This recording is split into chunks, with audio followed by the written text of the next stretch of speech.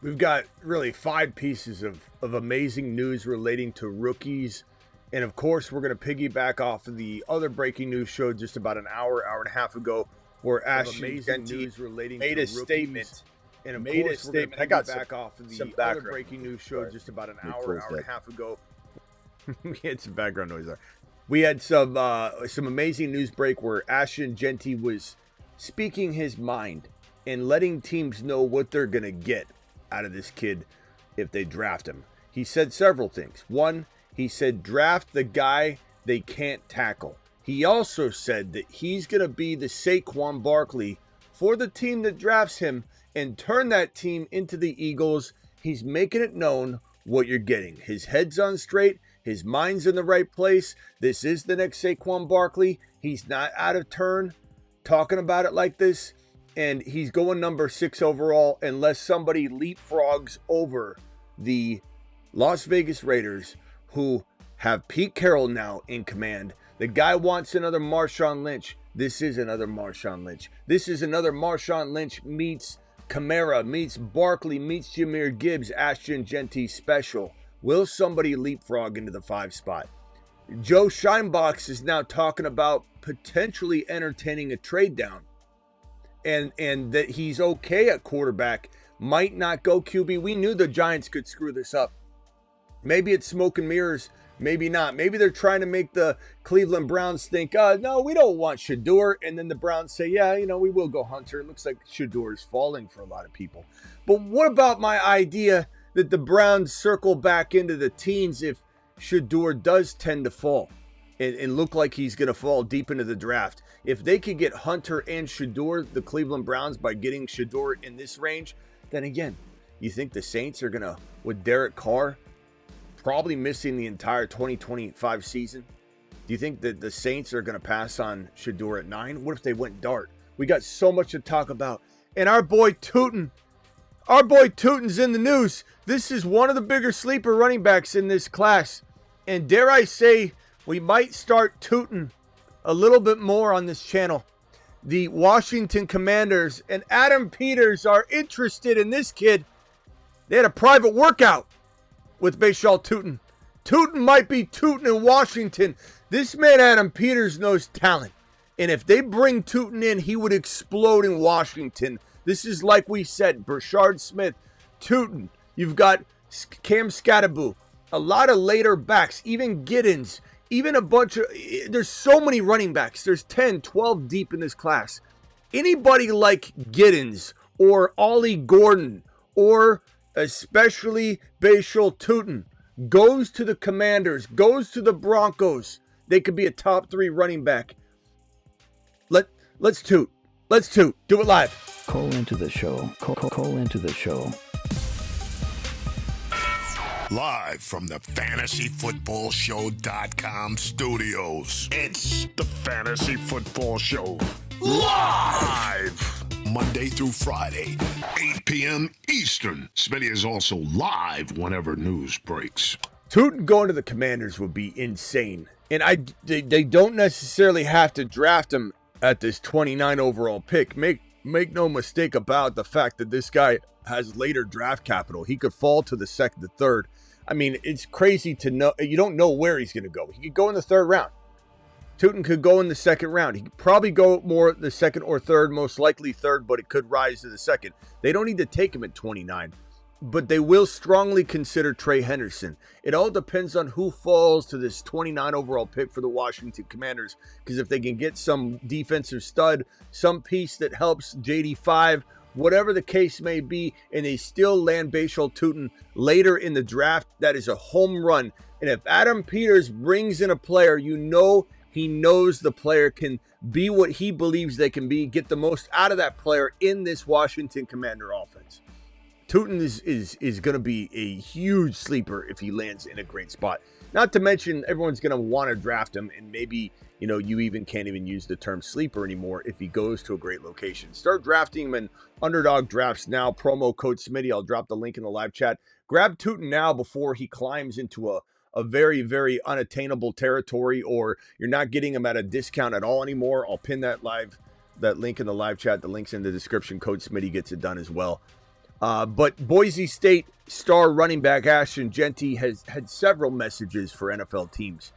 Draft a guy they can't tackle. He also said, I can be the Saquon Barkley for the team, that I will help turn into the Eagles and will do what the Eagles and Barkley just did.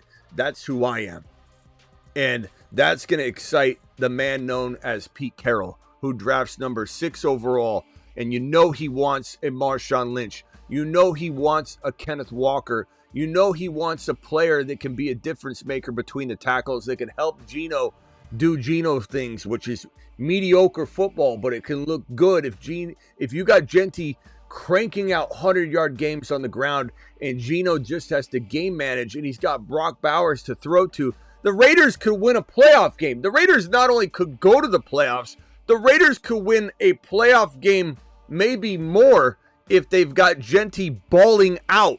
This is how good Ashton Jeanty is. So Bashal Tutin and Ashton Jeanty, fantastic news today. Just stock on the rise for both these guys. And I couldn't be more ecstatic for both of these gentlemen. Then we got this news right here. TreVeyon Henderson, Broncos hosted a top 30 pre-draft visit with Ohio State running back TreVeyon Henderson. Trey Henderson, as he likes to be called, is a potential top 10 NFL and fantasy football running back in the right spot, like in this Denver Broncos situation. Remember, Sean Payton created Alvin Kamara. Remember, Sean Payton took Alvin Kamara when he was doubted as this guy that, could he be a 3-down back, turned him into a straight-up receiving and rushing monster and touchdown conglomerate. This guy is going to monopolize the touchdowns in Denver, and he's going to be a absolute gem for fantasy football drafters that take him if he lands in Denver, if he lands in Washington. And make no mistake that Adam Peters will be considering, looking at, exploring, kicking the tires of a Trey Henderson at 29 overall. Again, his idea to detour to Bashal Tutin later in the draft versus Trey Henderson here at 29 will be determined by who's there at 29, and do they like the odds of having Bashal Tutin later with the player they take at 29, or do they like taking Trey Henderson at 29 because they don't love all the talent there, and then they take a different player in place of Bashal Tutin. So it all comes down to the apples to apples comparison when they're breaking it all down. But this man right here, he is the most likely third running back off the board, which means he is very likely to go in the bottom of round number 1.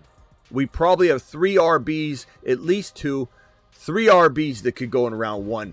And this is not your dad's NFL draft. So stop saying running backs don't go in round 1. I don't know football, Smitty. My name's Steve. I don't know football. I heard earlier, I'm going to regurgitate it. I heard earlier that running backs don't go in round 1, Smitty. Running backs are dead. Hampton going 10 because Jeanty goes 6 because Ben Johnson needs his running back, and he's paved the way and telegraphed it by fixing the offensive line to the best of his ability all through free agency. He's dotted his I's, crossed his T's, and telegraphed that the next move for him is an RB, and Pete Carroll and the Raiders are going to rain on his parade. So Hampton's probably going early. That's just the nature of it. Dallas might be interested in an RB, no doubt about that. You've got Denver interested in an RB, Washington interested in an RB. So there's a lot of opportunity for a Trey Henderson, a Hampton, both of them to go. Even if Marion Hampton doesn't go 10 to the Bears and they go offensive line or something, the Cowboys could take Hampton and probably would take Hampton. If he kept folding, a team might trade up to get Hampton. I don't think a team would just sit there and let Hampton go 13, 14, 15, 16, 7. And then the Bengals might take him at 17, which would break our hearts, but you can't blame the organization for looking at that value. There's other teams that will trade up. Well, the Steelers trade up to 17, trade up to 15, 14 if Hampton is a slip. But the thing is, Hampton's skyrocketing in value. Just straight up skyrocketing up everyone's draft boards. And so the likelihood of Hampton getting past, I believe, a running back hungry Ben Johnson is slim to none, but anything can happen. In Dallas, I don't think they pass on it. So here we are back to Trey Henderson and even Judkins and a couple other running backs. available at 2021. And if you think a Tootin couldn't go really early, you're crazy. But he probably is projected to go later. So Washington looking at him most likely not as a first-round asset, but as somebody that they can swing back around and get just as good of a running back in their mind for their system. And Tootin would... Let him cook.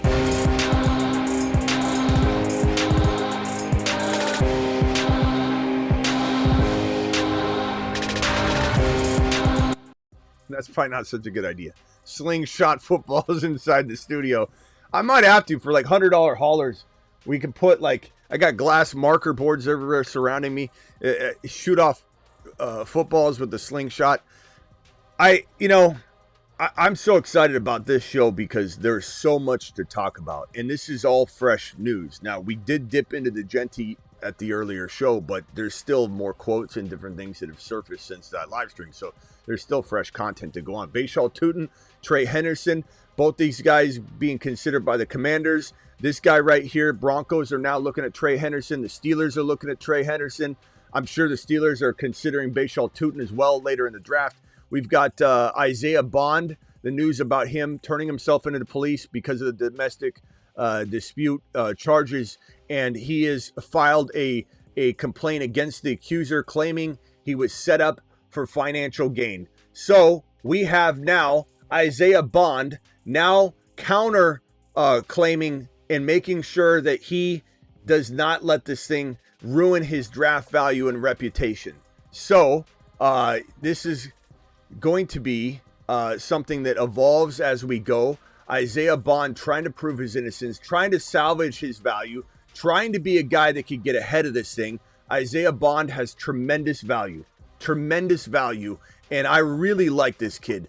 I'm not saying I condone anything he may or may not have done. I'm merely saying on the field, everybody likes this guy Golden, Matthew Golden, his teammate. I'm not thinking Matthew Golden is even that much better than Isaiah Bond. I think they're very, very much close to being equals. And at the end of the day, Isaiah Bond, if drafted into the right situation, could be every bit as good as Golden or better. And everybody trashing this kid right now without, he's obviously trying to prove his innocence, and the counterclaim very much trying to prove that is the case, to let teams know, hey, I'm not scared of this situation because it's all fabricated, is what he's trying to tell everybody. So we got more to come on that. Here's where GM Joe Shine is drafting a quarterback is not mandatory, quote unquote mandatory, after signing Russell Wilson and Jameis Winston. And this could be smoke. It could be Joe Shine being Joe Shine. He is about as dumb as a box of rocks. He's probably the worst GM. Ryan Poles is up there as one of the worst GMs in the league. This guy Joe Shine's probably worse. Jerry Jones, Joe Shine, and Ryan Poles, probably the worst three GMs in the National Football League. And Joe Shine could definitely screw this up. No one is sitting here or has been sitting here claiming that Sanders is a lock to 3.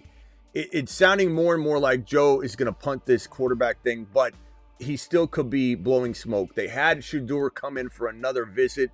You tell me why they're doing that. Are they petrified that he could go 2? Are they trying to act like he's not, all that? And so the Browns start to question whether they even want him. I don't know. Could be smoke screen stuff. Could be that Joe Shine is just that dumb about football, and he seems to be. But either way, for those that think Neighbors plummets in value, remember that Wilson and Winston are light years ahead of what this situation was last year. And guess who was number 6 out of all fantasy football wide receivers last year? Malik Neighbors. So I don't look at this as a negative. Would I want Shedeur throwing footballs to Malik Neighbors? Yes. But it's going to be okay either way. And they could very much be going after the Arch Manning sweepstakes next year. Joe Shine also, Joe Shinebox, Joe Shane is what they call him, but Joe Shinebox said he would not be afraid to play Colorado CB / wide receiver Travis Hunter on offense and defense. But the thing is, I don't think Travis Hunter is falling to 3. It's possible, but very unlikely that Travis Hunter makes it past the number 2 overall pick. I believe the Browns will want a locked and loaded for sure player. And I'm not saying Carter isn't, but I think that Hunter is the best player in this draft. Him and Jeanty probably tied, and the Browns can't afford to botch this. They've been the laughingstock of the league with the Deshaun Watson debacle, and they need something sure, and they need something that is guaranteed, and they need a ticket seller. They need a lot of things, and Carter's not going to sell tickets. Travis Hunter will. So understand that some of this move is about revamping the fan base and organization, not just the team. So Hunter makes the most sense for the Cleveland Browns. But then again, keep in mind that they are the Browns. So maybe my logic is way too advanced for them. But anyway, if he does fall to 3, the thing is, why is Shinebox even telling people this? Why do you need to have this conversation? This is why it's smoke season. But then again, Joe Shinebox is not the brightest, GM in the league. So why is he telling people, anything? Why would anybody open their mouth about anything? It doesn't make sense if they are spilling the beans about some of their strategy, but Joe Shinebox certainly doesn't know what in the hell he's doing. So Isaiah Bond, Trey Henderson, Bashal Tutin, Ashton Jeanty, what a show. What a great group of individuals to talk about. What fantasy football monsters. The phone line's open. Dial in, dial in, dial in. Call into the show. Call into the show. Nap, you're on the phone line. You dialed in a little early, my boy, but I got you in here anyway. But go ahead. What can I do for you? You're live. Yeah, I want to talk about Jeanty. What I said, I made my little wrap up about it. I really think that he's going to the Giants. What do you think about that? I don't sense it. I don't know that Joe Shinebox is smart enough for that. I honestly don't. Is it something I would do? Of course. If I'm the Titans, I take Jeanty. If I'm the Browns, I take Jeanty. If I'm the Giants, I take Jeanty. If I'm the Patriots, I take Jeanty. If I'm the Jaguars, I take Jeanty. If I'm the Raiders, I take Jeanty. If I'm any one of these top 6 GMs, I'm taking Jeanty. So I don't disagree with you, but I don't know that we sense, and I don't think Joe Shinebox is even bright enough to throw people off the with a different scent. Go that way. I don't know that he's that smart. I don't know that he sees. I think he's the kind of guy. Remember, this is the guy. Keep in mind, bro. You're giving this guy way too much credit. This is the guy that said, "Yeah, Barkley. He's asking for blah blah blah blah blah." And when Barkley's team countered, I remember the Hard Knocks episode. There was an episode, if anybody didn't see it, where Barkley was on the phone with Joe Shane, and Joe Shane said, "Hey, just make sure you come back to us. You promise you'll come back to us. Your agent and you will come back to us if you get an offer so we can match it." And Barkley said, "I already told you I would." Like, he's a man of his word. So Barkley's agent calls Joe Shinebox, and he says, "Here's the offer." They're not going to tell him which team, but here's the offer. And he goes, "Yeah, we're out on that." And he passes on it. And then the owner is sitting there on the coffee table inside the room. Like, you could tell the owner wants Barkley, but he's letting Joe Shinebox control the show like a really bad owner that he is. Unfortunately, he just is. I'm sorry. Maybe he's good at one time, whatever, but he's allowing Joe Shane to ruin the team. And Joe Shane says, "We're going to let Barkley go." And the owner, instead of saying, "Damn it, no, put my foot down, bring Barkley back," he says, "I just don't want him to be on the Eagles." Literally, the next scene, the Philadelphia Eagles are bringing in Saquon Barkley. And the amount of money that he got, he ended up toppling and getting way more money later on by the Eagles because he's that good. And people that come in and say, "You don't understand, they're trying to build for the future." Barkley still had a lot of future, obviously, left in the tank, and he still does right now, at least a year or two. Now, I am worried about injury, and you're going to see Barkley on a show here soon about avoiding or selling high. I'll talk about it to a degree, like the concern to a degree. But as an organization, you don't look at Saquon Barkley and pass on him and say you're building for the future while he's still in the middle of his prime. So this Giants organization that didn't know to keep Barkley's the one that's supposed to identify Ashton Jeanty at 3. I don't know, Nap. Unless he hit his head, I don't know how the Giants are going to pull this off. I mean, he did say, you just read that he said quarterback is a priority at 3. Did he say anything? Then, say anything about running back? How does... Huh? Go ahead. No, you were saying he said quarterback isn't a priority. So I'm like, like you said, Jeanty can go anywhere in the top 5. But bro, you're trying to connect dots that aren't there. Just because he said that quarterback's not a priority, what's that have to do with Jeanty? Maybe it rules out one. I know, but that's not. There's no signs of this. There's no signs that there's intelligence enough in that organization, especially within the brass and the decision makers, that they're gonna know Jeanty's the guy. That they're gonna value Jeanty just because they said what they said about quarterbacks, which could be smoke anyway, does not have anything to do with Ashton Jeanty. It just gives you a slightly better chance because you're taking a position maybe away that they might have drafted. That's all you're getting out of that. I think. Are you a Giant fan? Is that why you're wanting this to happen? Not at all. Okay. No, I'm a Lions fan. Yeah. But no, I'm just saying, Jeanty, if you see what Jeanty said today, I mean, and he fumbled away Saquon Barkley how he did. Like, Jeanty being who he is, being how good he is, like, to me, if I'm the Giants, I know, but I know you are. If I'm the Titans, I take them. But what you and I would do is irrelevant. These teams don't think like that. Joe Scheinbox doesn't think like that. I'm not saying it's impossible, but everything you're saying, you're connecting dots that are a mile apart. You're like, I don't know, Jeanty today. What Jeanty said today. What of what Jeanty said today has anything to do with the Giants?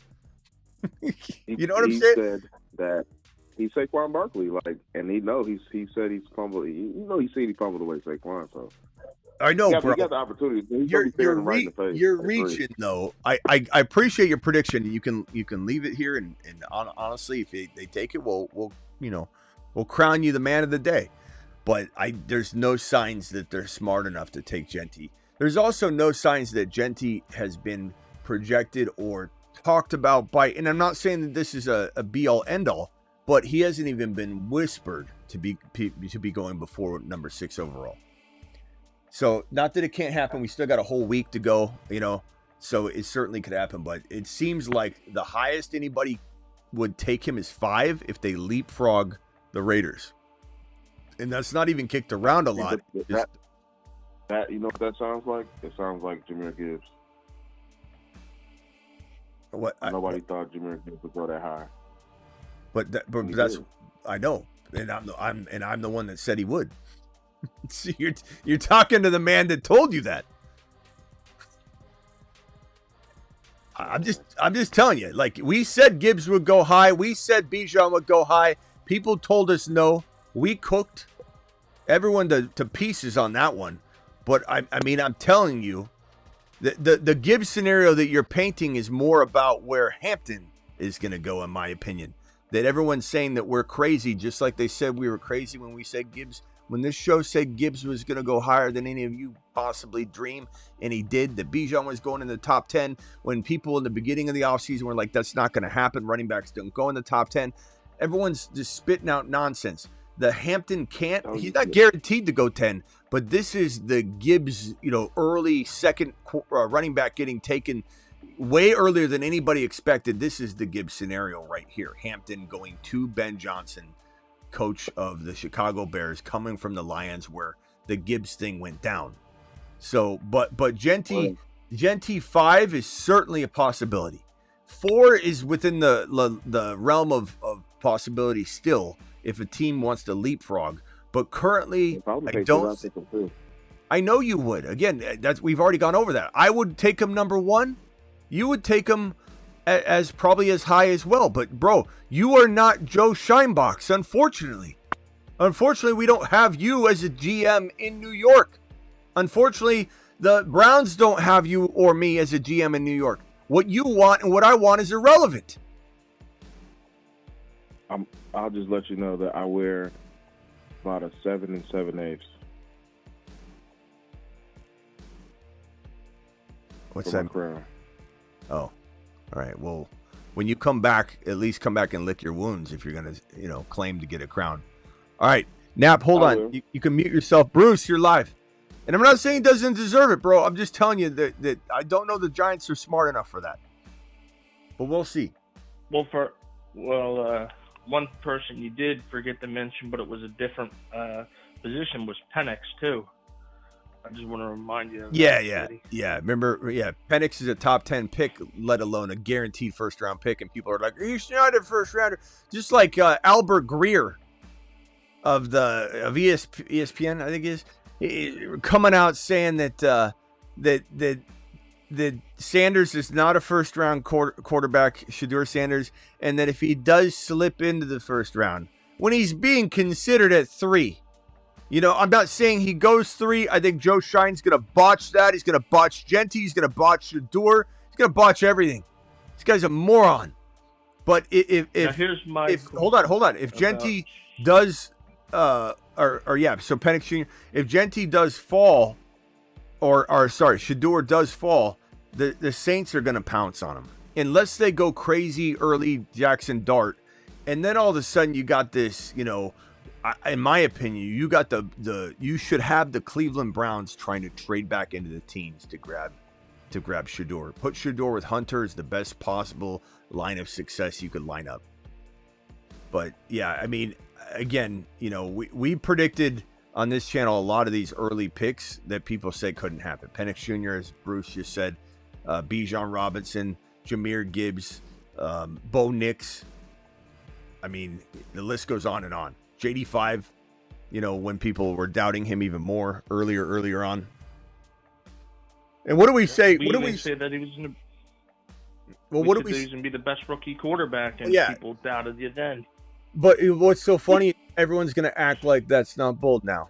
Like that wasn't that bold. A lot of people thought that, Smitty. Yeah. We were here every single day taking heat on it. Don't tell me that in hindsight it was an easy call, because we had that call from the jump. Not to mention I stuck by my Penix Jr. prediction from the national championship game, before the national championship game, through the rough performance of Penix Jr. during the national championship game, where my own people, majority, came into that live stream that night and said, you better take Penix Jr. off that list you got there, because he ain't a first rounder. Yes, he is. Yes, he is. Yes, he will be. He went number 9 overall. So we will see. I'm excited about Jeanty's landing spot. Tremendously excited. I don't think it can get ruined. I don't think there's a world. He goes too high. His draft capital and cost of entry is too high. Him and Hampton are going so high. There's no way they're going to a bad situation. Unless the Jets take him, Jeanty, at 7, if he were to fall, and they could look to trade Breece Hall, and if they didn't, they would use both of them like the Lions use Monty and Ashton Jeanty. Monty and Jahmyr Gibbs. And I think people would probably overreact to a Jets landing spot, but keeping in mind that they're going to run a lot more, there's again 200 carries plus for each of them. So it's something that you're going to have to, we're all going to have knee-jerk reactions to some of these landing spots. And keep in mind that everybody freaked out about Gibbs' landing spot. Everyone thought Gibbs' landing spot was awful at first. And it wasn't. Even when they got rid of Swift, people were still pissed off about Monty. People are still acting like Monty's in the way. It's ridiculous. Go ahead, Bruce. What else were you going to say? My question was about Sanders. Do you think now that people are pushing it back, are they saying something? Is it nuts to go around and they're saying, well, his dad's got to be involved, like with him, like, his dad has nothing to do with it. I'm kind of like, wait a minute. I'm like, his dad has nothing to do with it. His dad. His dad is going to help influence his son, but his dad is not going to step in and go, hey, if you do, it's not the way it works. Now there are some negative, tones and vibes about certain landing spots, but those have even been cleaned up lately. Like even Deion Sanders, who made it kind of abundantly clear that he didn't want him going to Cleveland, he's since kind of said different things like, hey, where do you think Shedeur is going to go? He says, I think he goes either 1 or 2 overall to the Browns. Why would he say that if he didn't want him to go to the Browns? So there's really no spot that they don't want Shedeur to go. And at the end of the day, Bruce, the later he goes, the less he gets paid. The later he goes could be the better landing spot. So there's a give and a take there. There's, it's sometimes a positive to get doubted enough to fall into the right spot. But nobody wants to take a dive. Everybody wants to be taken 1, 2. The endorsements. If he's the number 2 or number 3 overall pick, his endorsement deals are through the roof. You know, if he falls to 18 or 30 overall, then some of that can change because there's obviously tremendous doubt amongst the league. So the sponsors and money won't necessarily be the same. Everybody's saying weird things about people trying to take dives in the draft. It's ridiculous. It's not the way it works. Now, will somebody want to go 3 versus 2 because of the landing spot? Sure. And, you know, Eli Manning was a very, very unique case that I don't think would fly in today's NFL, except for maybe with the Cleveland Browns. Just because the Cleveland Browns will pretend that they also have no interest because they don't want to go down a road of screwing up a quarterback again. They can't afford to do it while they're still on the hook for Deshaun Watson for another year, and they'll probably release him and take the biggest dead cap hit of their lifetime in 2026. They're going to get rid of him. They'll cut him. They can't cut him now because he's hurt. And they don't want to take the even bigger dead cap hit. So they're going to save face for another year. They're going to cut him next offseason. They can't afford to play the game of, hey, we're going to draft this guy, but he doesn't want to play for us, and he's going to hold out. We're going to look like idiots. We don't want him. So the Browns will actually push back too, if that's the case, if there's that vibe. But as of right now, I don't think there's a location that Sanders doesn't want to go. I think he's wanting to go early. Okay. You know, he doesn't want to go somewhere to be a backup. He doesn't want to go to the Patriots, and they're not going to take him. But I'm just saying, within logic, there's not a place that needs a quarterback that he's going to be like, oh, don't draft me. He's probably right now thinking, crap. You know, this is a little lesser. You know, I'm feeling a little bit more negative about these teams. You know, the opportunities I have. He's not going to start eliminating them. You know. Okay. Yeah, I was kind of getting like. When they were saying, yeah, they were like, Prime's going with them on these visits, I'm kind of like, what? Yeah. Because, you know, if it was me, it's you know, I'm not having my dad go with me on visits. I'm just going by myself. It is what it is. How you talk to me, you know. But I guess it's, you know, like you were saying, because he played. Well, I think his connections. I think Sanders is deserving of this 3 overall pick, and I'm not even hesitating on it. I don't have any qualms, equivocations. You know, I'm not stuttering. I'm telling you that Sanders is deserving of the 3 pick. I think everybody ripping him apart doesn't know what they're talking about. I think everybody ripping him apart are the same people that doubted JD5. And all you doubting JD5 people out there pretending you're not JD5 doubters or weren't, it's funny to me. Because JD5 had so many doubters, down to the bump on his elbow. The bursa sack, not even a big deal. He has a bursa sack. People don't even know what a bursa sack is. It's a sack that it's like almost like an airbag. And when you hit it or you irritate it and you can't let it heal over a long period of time, it then gets irritated and it fills up with fluid to protect the joint and the bone. And people don't even know what it is. And they're talking out of turn. They're like, he's got a big bump on his elbow. Might require surgery. It's a bursa sack. You can drain it in 5 seconds, but it just fills back up. It fills back up. He had a bursa sack, and people were saying, oh, teams are scared off of his elbow. People don't know what they're talking about 90% of the time on these new news aggregate Mickey Mouse wires. People pretending to be news aggregates out there. I'm a news page. I'm in my mama's basement, and I'm a news page. I've got 10, I somehow stumbled onto 20,000 X followers, and now I'm a news aggregate. I'm a podcast. And I'm not, look, everybody starts somewhere. I'm not trying to say people, you know, anybody just starting out should be, you know, made fun of or something. I'm just saying when people pretend to be what they're not before they become it, it's kind of annoying. Journalism's died. There's no journalism degrees. Nobody does sports radio before they try and get into the business. No one comes with any accolades or resume at all. They just start spouting off news left and right. And everybody acting like JD5 was going to fail because he was too small. He can't run like that. Remember that comment that you'd hear from 8 out of 10 people? Hey, you can't run like that in the NFL at his size. He's going to get smashed. He's going to break right away. Why am I saying that? Because I I've said it remember that. all off season long, so I got to continue to pile it on. You know who ripped on Bo Nix? Everyone. We loved Bo Nix on this channel. Bo Nix had that Mahomes to his game. Scrambled around, find ways to throw. Insane stats. Oh, he's older. He's older. Oh, big deal. Big deal. He's a little older for a quarterback that can play through third. Geno Smith's 35 years old. Just got a brand new contract. Let's stop talking about 25, 24 years old being too old for a quarterback. Everybody doubted Bo Nix.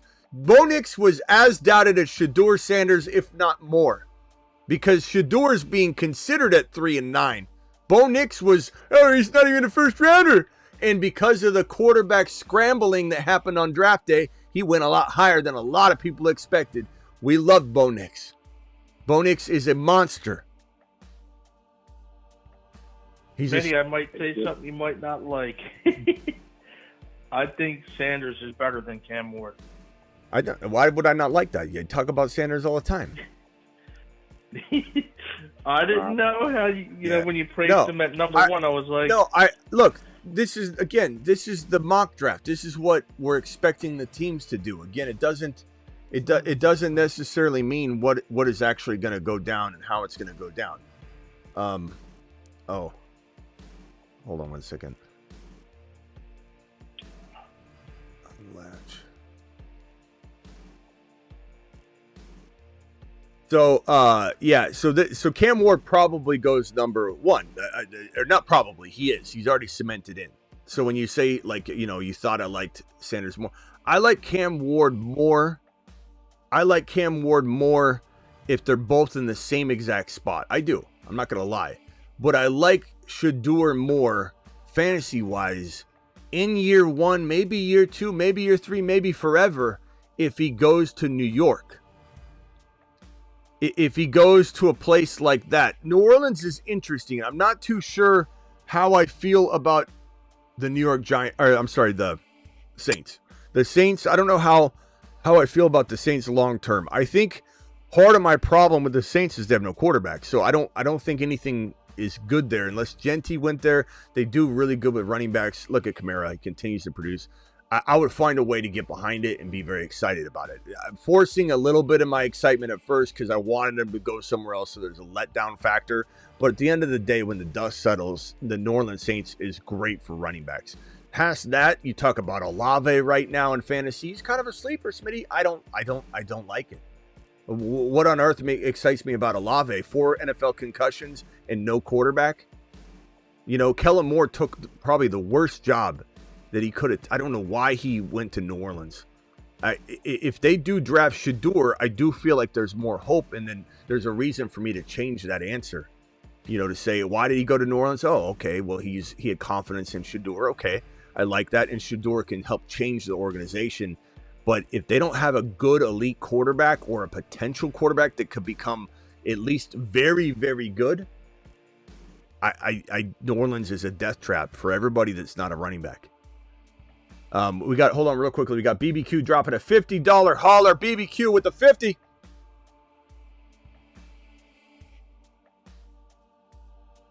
Where's my damn button? Let's try it again. $50. Give me $50 holler. $50 hauler from BBQ says prediction for Aaron Malcolm. Drake May, 4,200 yards passing, 500 yards rushing. BBQ endorsed. Okay, so Malcolm gets Drake May 4,200 yards and 500 rushing. 4,200 yards, 500 rushing. Let me put that on the board here. 4,200 yards. What's today's date? Today's March 16. April 16. Sorry, April 16, May, 4,200 yards and 500 rushing. And this is Malcolm.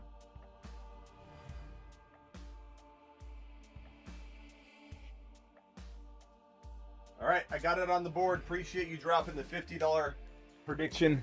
It's up on the board right here. I just drew it right here. Boom. Appreciate you. Thank you, BBQ, for dropping that 50 wad for Aaron. Go ahead, Travis. You're live. Hey, what's up? What's up? So if I was Sanders, I wouldn't really want to go anywhere but the Giants, Pittsburgh, or Cleveland, because like I guess New Orleans he'll start at. I wouldn't really want to be there, but because he has a chance to actually have a good team around him in those spots, decent coaching. What about the Colts right away? What about the Colts? Yeah, maybe the Colts. That wouldn't be so bad, I guess. I guess you could still get a receiver in the draft. They're moving on from AR5, I guess. I mean, it'd be an interesting spot. I think, Shedeur has a chance. Shedeur has a chance to go like to Seattle. That's where. I don't know, like Rams could take him too if he falls. I was just about to say that. I was just about to say the Rams moving on. I don't know if I'd want that.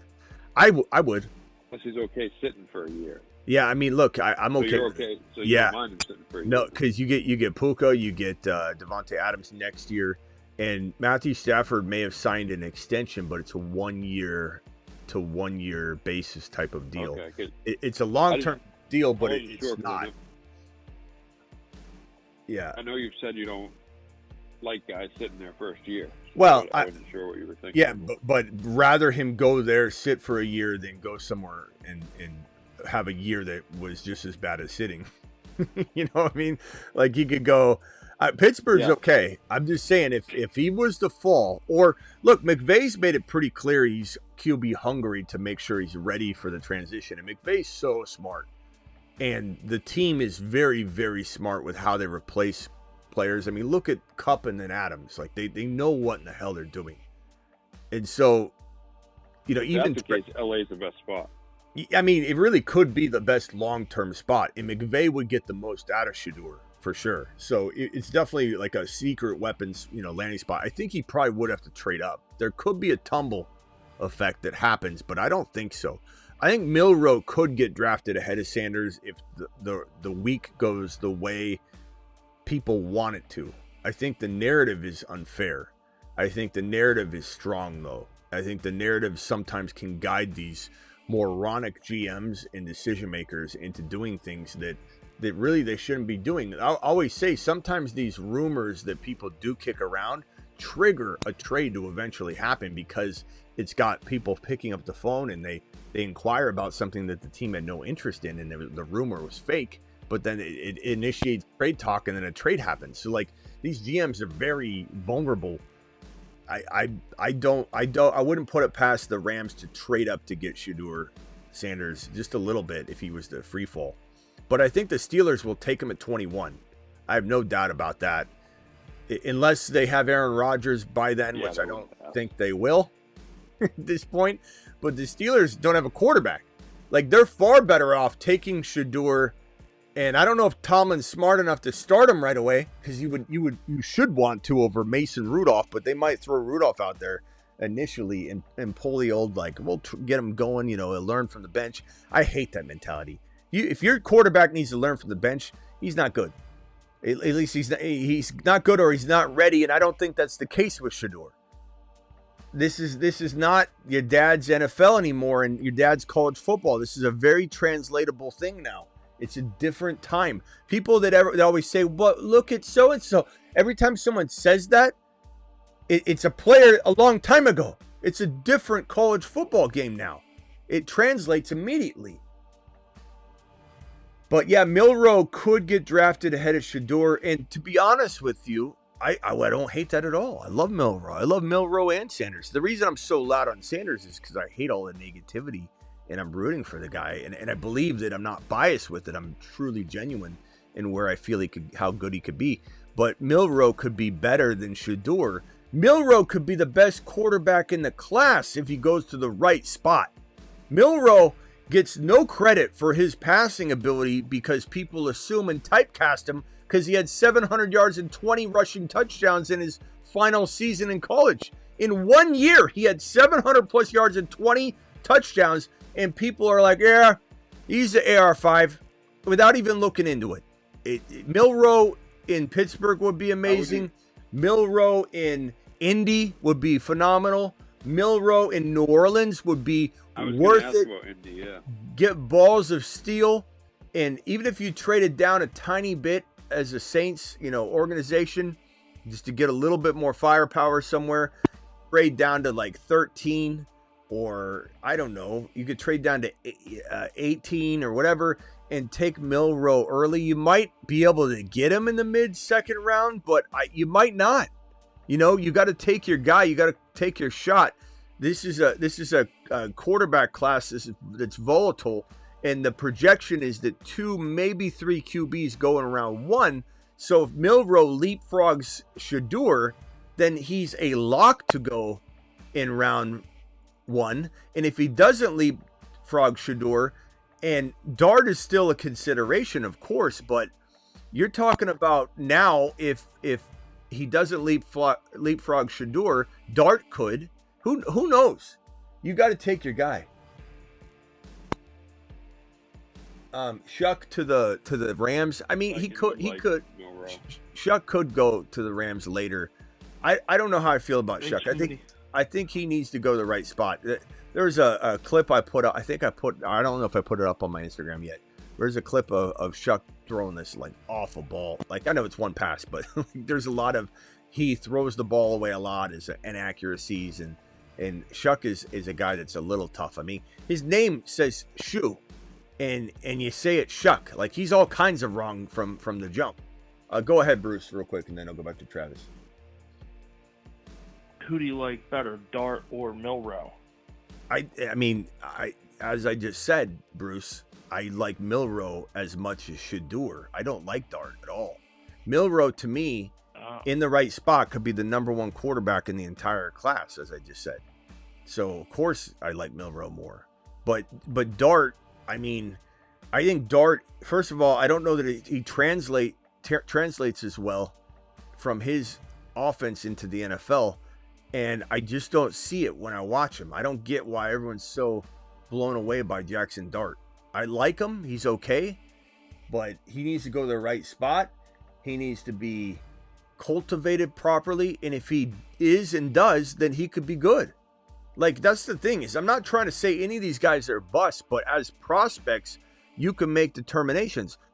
No one was wrong by saying Tom Brady was a trash can as a prospect.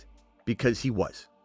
Nobody saw what he was going to become, but you can't blame anybody for missing Tom Brady because he didn't come in with stats. He didn't look like an athlete. He didn't run or test like an athlete. There was nothing about Tom Brady that you were able to test or understand. So no one was wrong in evaluating Tom Brady the way that they did because he didn't show any signs of anything.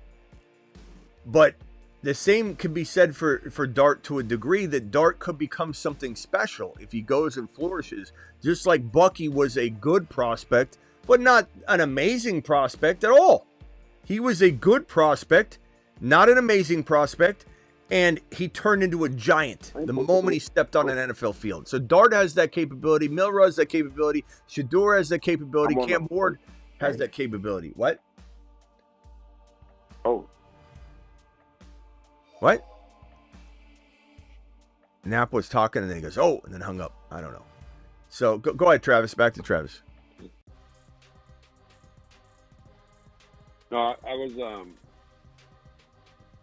forget what I was saying now. Oh, yeah. I mean, if I was going to ask, do you think it might be hard for them to get him where they're sitting in the draft, but do you think Steichen might like a Milroe? Because I see more similarities with Milroe to Hurts than I do AR5 to Hurts. Yeah, I do think about that. I do wonder that sometimes. Like, is this his redo of Jalen Hurts? But I also wonder if he's scared of going with another running quarterback and like in the stereotype. That's my question. Yeah, I think he's smart enough to say more of that.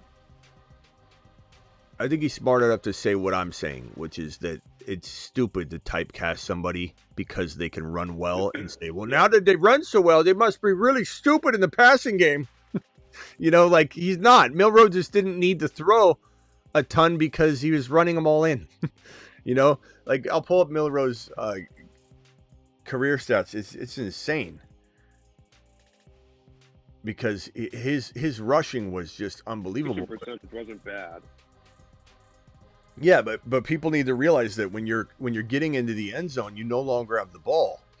So when people act like he should have better passing stats, it's like, bro, what do you want from him? You know, when you run the ball in as much as he did, you don't have the ball anymore. So I'll put Milroe's rushing stats on screen. I'll put his passing stats on screen so everybody can kind of take a gander. I'll put them both on screen at the same time. Let me screenshot this page right here. This is I mean, it's really unbelievable statistically what Milroe accomplished. Really is unbelievable. People that don't like Milroe at all are just haters because of the typecasting. So bottom row, top section, 2024, his yardage 28-44 passing, 16 passing touchdowns, 11 INTs, 16 TDs, nothing to write home about. 28-44. That's more than Tom Brady had during his biggest seasons. So back to back, look how consistent he is though. 28-34, 28-44. 65.8 completion percentage, 64.3. He's very consistent. You look down at his rushing, that is unbelievable. That bottom final row, 2024 Alabama, 168 carries, 726 on the ground, 4.3 a pop, 20 rushing touchdowns. That is unbelievable. And there, the 16 INTs, 2,800 yards, like that is not, that doesn't scream AR5. People that watch him throw know that he can throw the football. BBQ dropping the 20 gifted memberships. BBQ, appreciate you, my boy. Let me turn on my alerts. Sometimes it takes one action for me to be able to trigger the alerts to go on. I don't know why that is, but it is what it is. Thank you, BBQ. 20 gifted memberships dropped. BBQ. Alert. Super chat alert. You straight up monster. Ben, I got a dumb question for you, Smitty. Hold on. Speaking of that, Jeanty is not close to Barkley like he was at Penn State. LOL.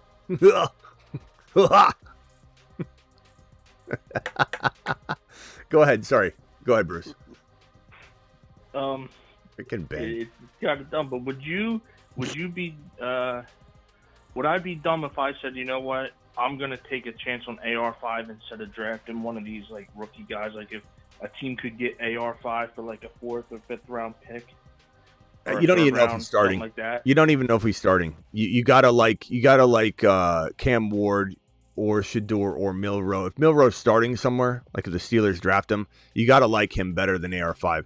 Even if AR5 is set to maybe start week 1, which I don't know that will be the case, to be honest with you. I think Danny Dimes they're hoping he is going to be something special, and he's not. I hate to tell you. But if you have Milroe not yet starting and they're going to start Mason Rudolph for a couple games, I'd still rather catch Milroe on the way up than grab AR5 on the way down. Okay. Bucky says... I wasn't sure. Yeah, sorry. We got super chats here real quickly. Let me get through these. I'm so sorry to make you guys wait on these. Hunter or Jeanty top pick? What do you mean, Aaron? Why would you take Hunter over Jeanty? I love Hunter, but Jeanty is literally like the 1.1 in Dynasty potentially. Like there's this. Am I getting this correct? Is this Dynasty? If it's redraft, obviously you don't need to. If it's a rookie pick, 1.1 rookie pick. Which I assume it is if you're contemplating Hunter. I'm just covering all my bases here. Then Hunter's probably like a 4 or 5 overall pick right now. Like no one's going to be taking Hunter that early. And if you wanted to draft Hunter for whatever reason, you would trade down. But there's never been a more clear 1.1 rookie pick ever. So it's not even debatable. Whereas, like, you had wide receivers last year, it's Jeanty's the 1.1 tier break, maybe 2 or 3 tier breaks. But I love Travis Hunter, but it's not even close. Jeanty is elite, generational talent. You could put him anywhere. Straight up monster season incoming, says BBQ. That is correct. BBQ to the moon. BBQ's $50 hauler for Aaron's prediction. Thank you very much to both of you, for Aaron for dropping the prediction and for BBQ funding it. Appreciate you. Buckeye says my 1.4 and Bigsby for the 1.2. Unfortunately for Bigsby, I got to make this trade to get the 1.2. I love the 1.4. I still do. I think it could be good. But Bigsby's a great project, a great player that I would love for you to keep. If you could throw in a second rounder and keep Bigsby, throw in 2 second rounders to keep Bigsby, just because I love Bigsby that much. But Bigsby isn't holding me back from that huge upgrade and, getting that 1.2. Get the 1.2. It might be Trey Henderson or Hampton. I wouldn't cement it in as Hampton. Trey Henderson might be that guy. It could be Tootin. It could be Tootin and what? Let him cook.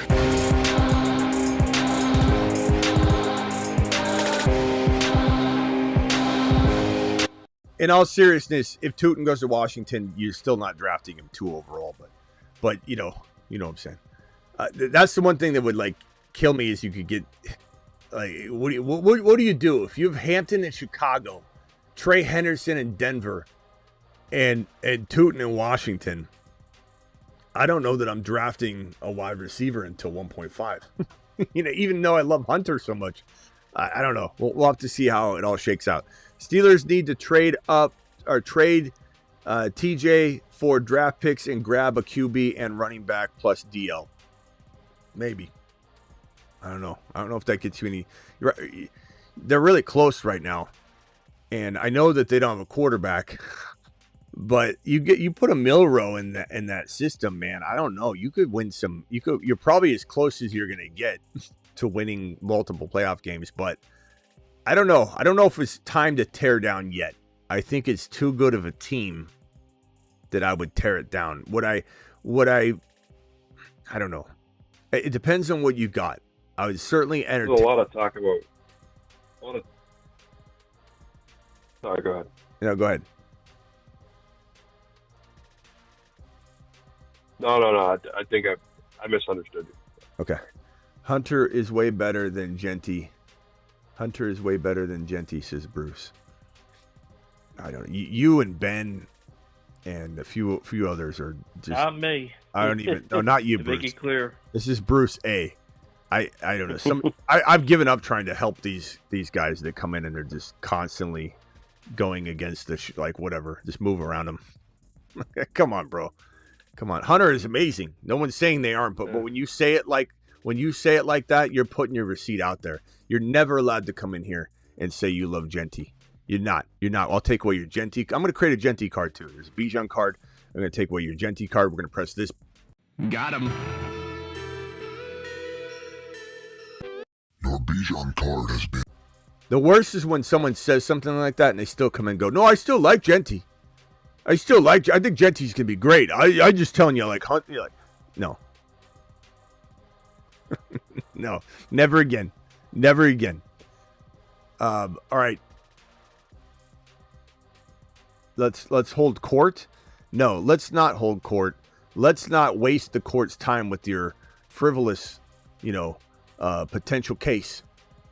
Bro, you're talking to a guy. I like Hunter more than you. Just because you seem to like Hunter more than Jeanty does not mean you like Hunter more than me. That means I like both of them more than you like one of them. That's the only difference between you and I. I like Jeanty way more, obviously, than you, way more than the average person. But I like Hunter more than you, and you're disrespecting Jeanty. A court case? You got to be out of your mind, bro. Well, the only things they're going to say is the schedule. And he had too much work. Yeah, I need my Jeanty card. No. He's on Jeanty. Yeah, you need your Jeanty card. No. Your Jeanty card has been revoked. You don't get a Jeanty card. Your Jeanty card was gone the moment you made that ridiculous comment. You will not get a Jeanty card. That has been revoked, and your Bijan card has been revoked. Your Bijan card has been revoked. Who else is on the phone line? That's the first. Yeah, he's the first person to lose his Jeanty card before we even had the scene for it yet. Bruce, any final thoughts, my boy? Love when people coming in. You know what?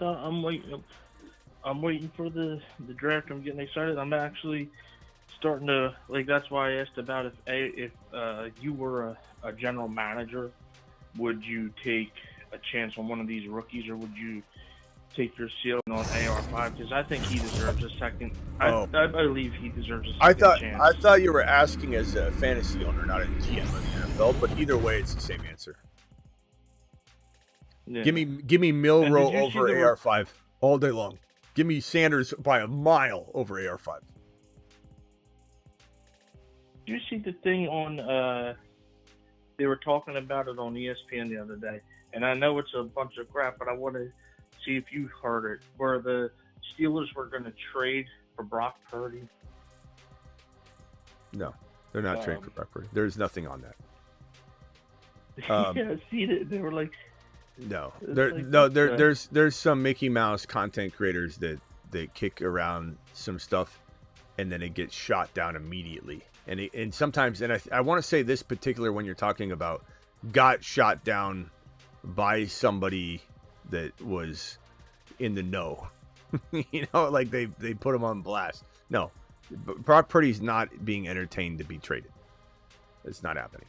Now, could this be different later on? Should the Niners do what they did with Ayuk and drag this thing out until August? Yeah, you could definitely see something happening. But as of this moment, there is -% chance that the Niners are shopping Brock Purdy.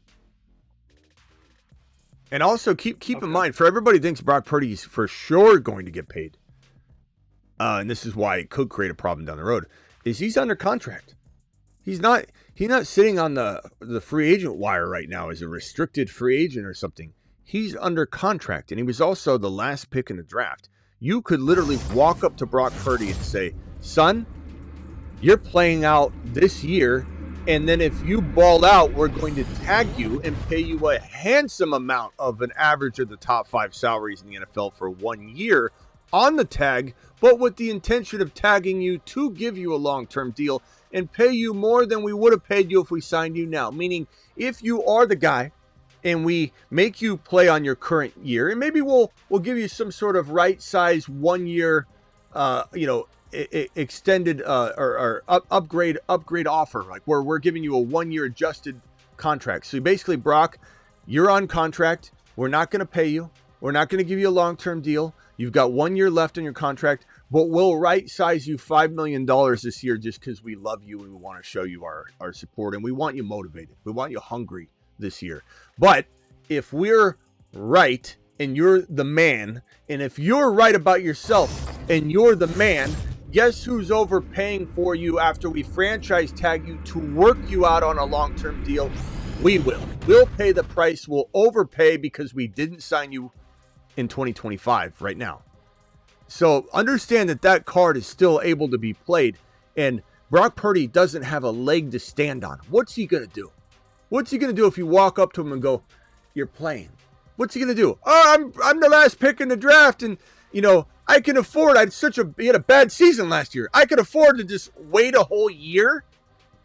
And what? Who's going to bring Brock Purdy in a year from now and pay him a bag? Nobody. If he sits out an entire year, he's not going to. I'm just saying he has no leverage. So it's possible that the Niners, and they should play it that way. They should play it that way. Brock Purdy hasn't earned it. He didn't have a good season. He's also under contract. He's also the last pick in the draft. If the Niners were smart, they wouldn't have dismantled their whole team to sign Brock Purdy this offseason. They would have kept it together. The window was closing, but it was still open, and they should have put everything they had into keeping all their players who the Niner fan base was irate about losing initially, and now they've all brainwashed themselves into the same thinking that they've been told. They're all older, injured players anyway. We never really lost anybody of substantial value, is this what I'm reading? And we're all reading this together.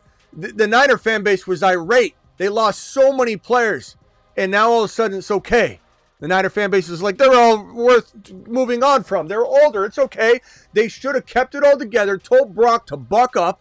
Here's $5 million, Brock. Just did 1 year. There you go. $5 million just for being you. Smile. Go out there and do what you didn't do last year, which is prove yourself, because last year Brock did not prove himself. Now, he didn't have a lot of help, but he fell apart. And so you go out and prove yourself, and we build around that instead of spending all this money on you. But no, the Niners decide to dismantle it all, and now they're going to pay Brock after they just paid Ayuk, after they just paid Christian McCaffrey, and now they're going to, extend George Kittle, I hear. Kittle's going to get his bag next. Friday, I'm going to get my 50. Me and my mom made one. Let's pay Brandon Ayuk $30 million a year after we extend an old man Christian McCaffrey. Let's go ahead and pay Brock Purdy $55 million a year when he isn't proven anything yet. Oh, but he went to a championship. I watched last year. Brock was not him. Could he become him? Yeah, he could have. I think he could have if you kept all your players.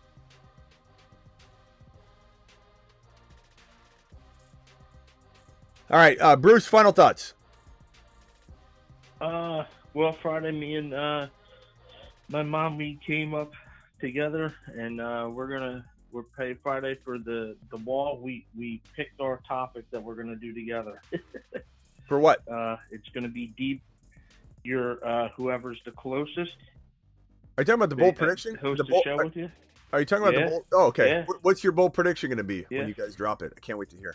Ours is Debo will finish at least in the top 5 in the wide receivers. I like it. That will win. That will win. Debo's got such a hateful fan base right now, an anti-fan base. A lot of Niner fans part of that because they trash. I'm sorry, I'm a little hard on my Niner people right now, but you guys trash players when they leave. It's the kind of organization or fan base that when you're leaving the hotel room, you're not worried about the deposit. You're just gonna take a leak all over the bed, rip all the sheets up, graffiti the walls, knock the TV over on the way out the door, and shatter the mirror and leave the door wide open as you walk out. That's the way the Niner fans treat their players when they leave. When Mostert got injured, he wasn't even traded yet or released or whatever. Mostert got injured, he was receiving all kinds of threats and everything. It was insane. It was despicable. When Debo held out, and Debo wasn't even like Ayuk. It was like a more of a calm holdout. He was out doing things and it bothered people. He was at a club or whatever, but Debo was like a very calm person during his holdout, and the Niner fan base trashed him to pieces. They never repaired the relationship, and the reason Debo wanted out was because he never felt good about being here anymore. The Niner fan base ruined Debo Samuel's trajectory here in that situation. I can't wait to watch Debo thrive in Washington. I can't wait to watch Debo get revived. And if anybody watched the end of the year closely, Debo Samuel was phenomenal at the end of the year. And partly we knew he was getting traded because there was no reason to play him the way that Shanahan played him in a nothing burger season. When they were already out of it all, they kept running Debo out there doing everything because they were showcasing him. He is healthy. He is ready. He still got it. And Washington, with the connections, Adam Peters calls up and says, send Red Rover, send Debo right over. JD5 wants to play in the backyard. And so Shanahan released him, released his services. Okay, traded him over. And now Debo Samuel is going to be a monster for one more year to a degree. I'm not saying he'll be top 5 like you, Bruce, but that's a fun prediction and I like it. Smitty approve it. You've just been Smitty approved. So can't wait for you to drop that, Bruce. We'll see you later, pal. Call in tonight. I'll probably be live tonight, I assume. All right, later, bro. All right, Travis, what else you got? Just someone in the chat earlier had a trade question. I'll ask it quick. Wanted to know, so his running backs right now are Kenneth Walker, Swift, and Ramondre. That's all he's got. He has the 1.2, so he could take a running back with that. And the question is, would you trade Walker for the 1.4? Would you keep Walker? So Walker for the 1.4. Does he have Charbonnet? He didn't say he did. He just listed Swift and Stevenson. So I don't know. If he's still in the chat or not. If it's not super flex, I mean, some of these details are important. If it's not super flex, I think I'd rather have Walker. I don't know how the 1.4 is going to shake out. Like I said, at the end of the day, if Trey, this is the problem with this trade. The safe move is Walker. The high upside play is the 1.4. So if you're willing to take the risk and you wanna roll the dice, the 1.4 is the better upside play. Because by the time you're on the clock, the 1.4 is going to look a lot better than it does now. But if Trey lands in Denver and Tootin lands in Washington and Jeanty is in LV and Hampton is in Chicago and Hunter is in Cleveland, let's just say, this 1.4 is looking pretty nice. And at the end of the day, it's still a risk to get rid of Walker. But if you're not winning now, the 1.4 is the better play. If you're willing to roll the dice, this is the better play, because you're getting somebody. You're getting somebody amazing. Yeah, and he has a 1.2, so he can obviously take a running back. Yeah. Okay. So if he's got the 1.2, if he wants it. my sense is he didn't do well last year between the 1.4 and the 1.2. So you're rebuilding. Take the 1.4 because you're going to come away with a Tootin and Hampton, or Hampton and Hunter. You're going to have a pretty good foundation for your team. So I would say go ahead and smash the 1.4 side of that. It does depend, though, because Walker can't be discarded. But, yeah. And Rockout says, check your DMs. Okay, I'll do that in 1 second. I got a $50 hauler from my boy, how do you say his name? We'll call him Big G. Big G dropping the 50 watt on screen prediction. Jalen Waddle, top 8 wide receiver. $50. Give me $50, holler. I get by the brother, Smitty. Give me $50. Oh, yeah. G-I-U, how do you spell his name? Giulio. Galileo? Waddle. Top 8 wide receiver.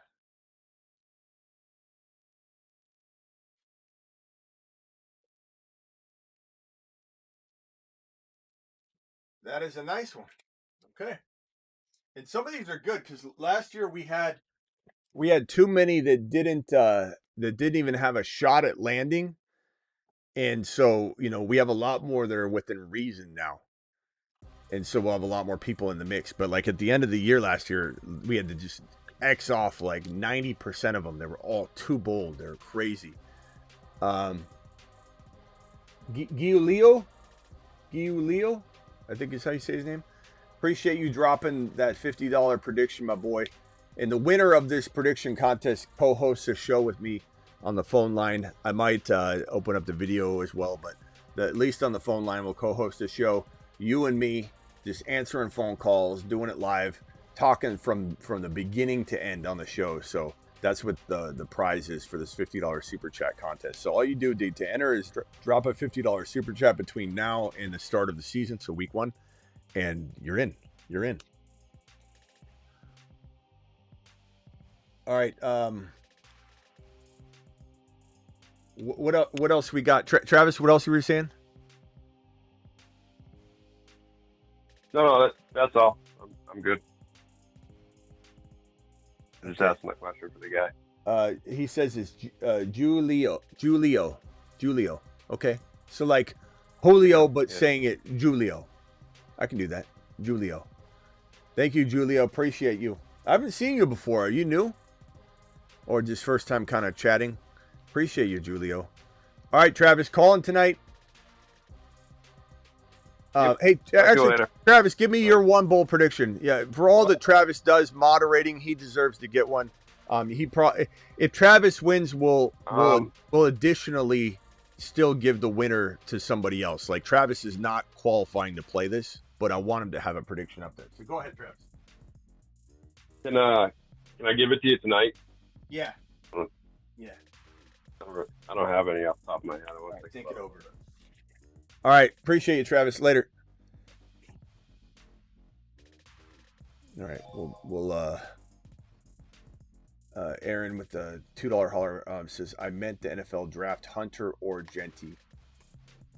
So in the NFL draft, my number one overall player is Jeanty. If I was an organization, as I mentioned earlier on the show, I would take Jeanty at 1 to the Titans. If I was the owner of any of the top 6 teams, Jeanty's my pick. Hunter is like probably my second though. So good question. From an NFL perspective, it's Jeanty then Hunter, but they're super close. In situation or need, like team need, Aaron, would maybe affect it. Maybe, but probably not. Just because they're so close, best player available, you could argue that Hunter is still right there, but I'm taking Jeanty personally. But Hunter is phenomenal. These are the 2 best players in the draft. I'm not even talking fantasy. NFL draft, it should be Jeanty, Hunter, Hunter, Jeanty. Like, there's no doubt in my mind those should be the top 2 picks in the NFL draft. But these organizations don't know better, it seems. You know? And just so people know, we talked about this on the earlier show. I'll map it out real quickly. If you're in Dynasty, Jeanty is literally tied. And this is in no particular order.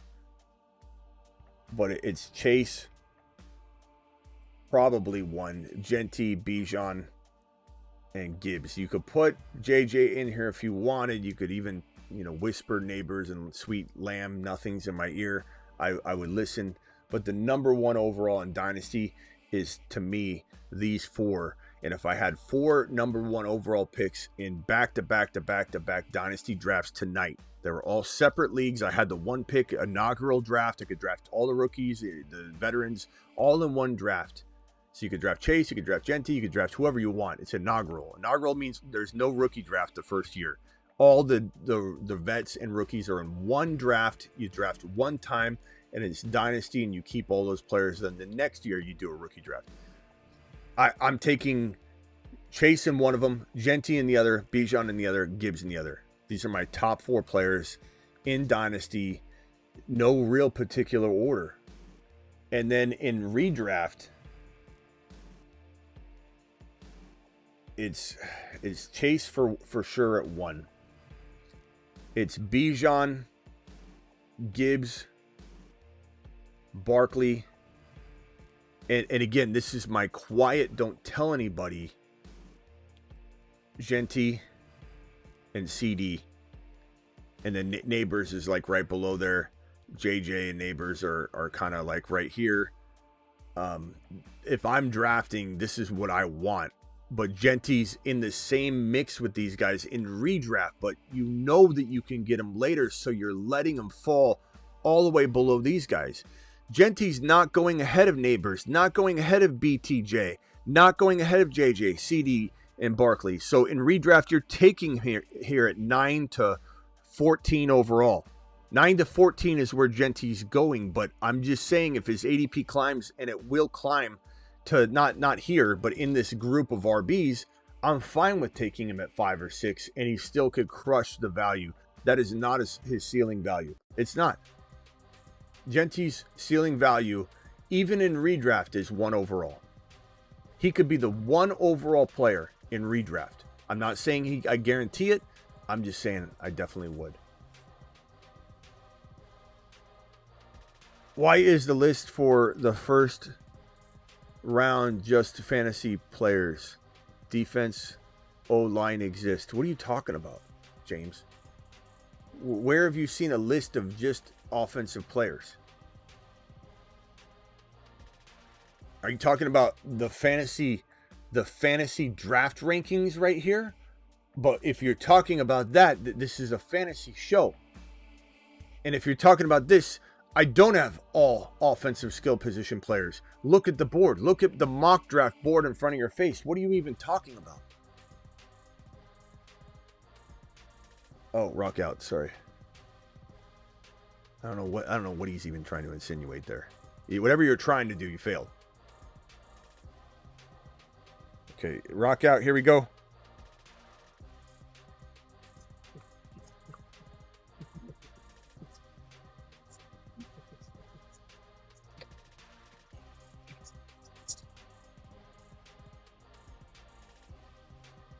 I was waiting for some lyrics. Do I need to add some to it? Jeanty.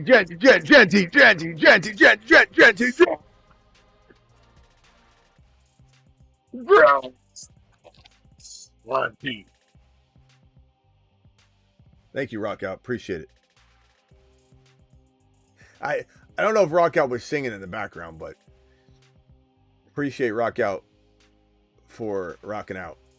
All right, I'll see you all later. Appreciate you. Hit that like button on the way out the door. Subscribe if you haven't already.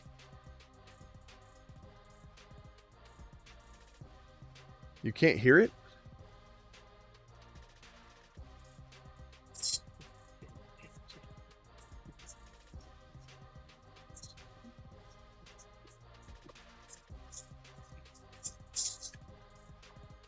Can you hear that now?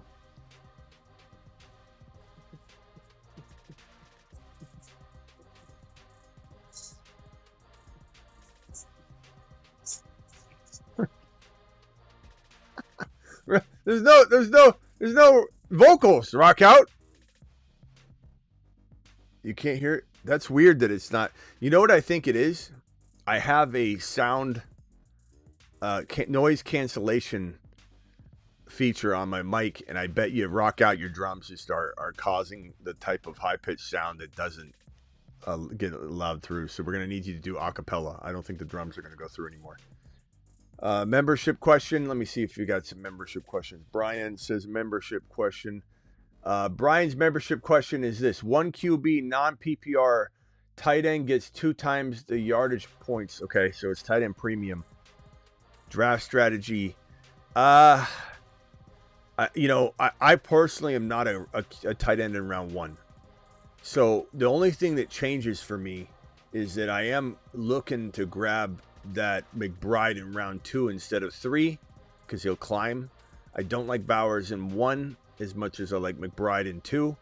I'm very much a Laporta guy. I'd probably say detour all of that and go Laporta, who is like a 4 to 5 round player. And dare I say, he probably won't be any higher than mid 3, maybe 3. And I'd rather have him in 3. I also love Evan Ingram. And I'm a big sleeper, grab a sleeper at that position versus overpay. So I'd probably say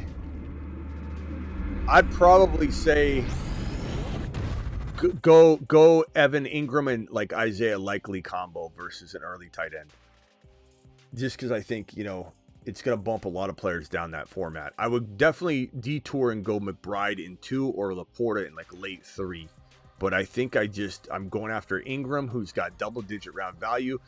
Isaiah Likely, double-digit round value. Kyle Pitts is like a 10 or 11 round guy, so he's going to go a little early. Give me 2 of those guys instead. Ron Navy dropping a super chat in here. He says, "What's the stonery? What's the stonery on McMillia?" I think he's saying, "What's the story on Tet McMillan?" is probably what I'm guessing. I'm not a huge fan, Ron. I think he's good. I think he's one-dimensional. I think he's raw. He may watch more film today than he did 2 years ago, but you can tell that he's the kind of guy that he says he does not watch film, nor does he watch football or enjoy watching football. So he has a lot of, in my opinion, holes in his game. And, they definitely, the defensive backs, when they mess him up on his route running, they hit him at the line of scrimmage, he completely falls apart.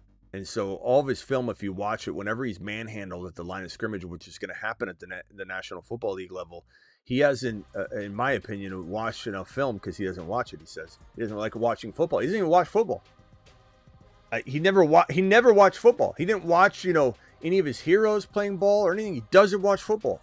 There's, you can tell that he doesn't even know certain things about the game, which is, so it's all too green for me. That's a sign of a guy being very green, and you can see it in his games, very one-dimensional. I like Tet McMillan.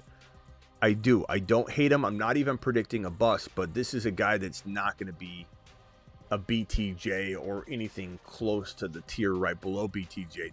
Travis Hunter is maybe not ever going to be Neighbors or BTJ, but he could be. He could be, and he's right there with him. Hunter's that good. And I know people are going to say, but he might not play. Well, scared money don't make money, broskies. Scared money don't make money. I'll see you all tonight at midnight. I leave you with the Supernovas. And I'm so proud that Travis Hunter's been on here for some time now. And everybody's kind of growing on the kid, starting to like him and pump him up. But you know you heard it here. And he's been a supernova when it was risky to put him on the supernova list. There are handfuls of Saturn, Mars, and Moon men, but only 8 can be supernovas. I give you the 8 best picks in fantasy football. They are the 8 supernovas. They are the 8 supernovas.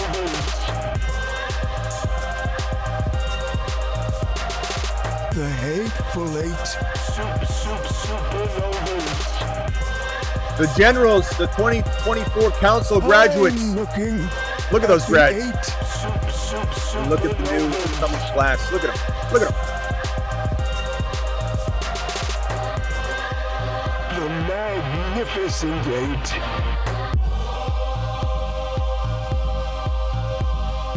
Liftoff of mission 41. Hey, I'm Dom, and I drive fast cars, get hot chicks, and draft Ashton Jeanty double fist style with 2 cell phones at the same time.